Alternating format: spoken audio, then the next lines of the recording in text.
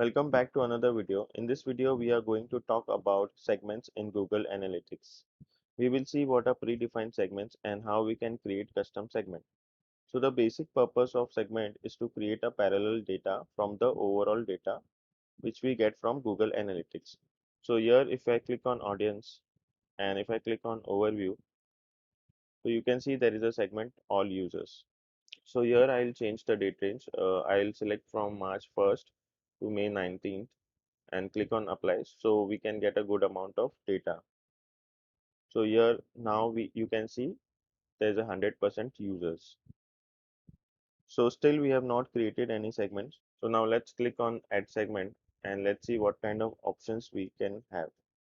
You will see there are some predefined segments and these segments are defined according to their categories. So these are their categories and these are the segments according to this categories. Okay. So on the basis of these segments, you can segment your user. So if I select bounce session segment, you will be able to see how many bounce you had in your website. So all these are predefined segments. So now let's create a custom segment. To create a custom segment, we need to click on new segment. And here there are 5 categories. On that basis, you can create your segment and you need to keep the name according to the category which you have selected.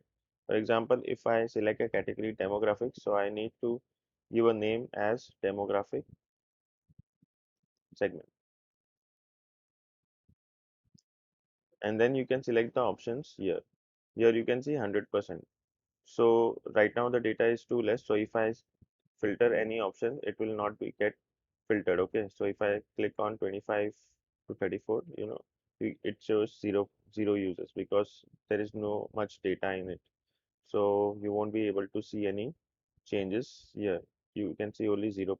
But if I go to behavior and if I select a session which is equal to 5, let's say, so the data will change. Okay, so it shows that there was one user who had 5 sessions on our website. He or she visited 5 times to our website. So according to this, you can select the options and create a parallel data with the overall data which we have. So I'll cancel this, and if I click on add segment, so there is an option. One second, let me click on segment, new segments. There is an option of advanced segment. So let me click on condition. So you can add conditions. So say for example, we need the users who have visited our website from mobile device and they have at least achieved one goal. Okay, they have completed one goal.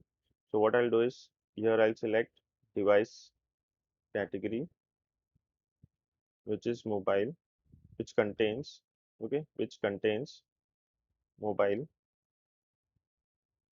So here I need to select user. We need data according to the user and not as per the section.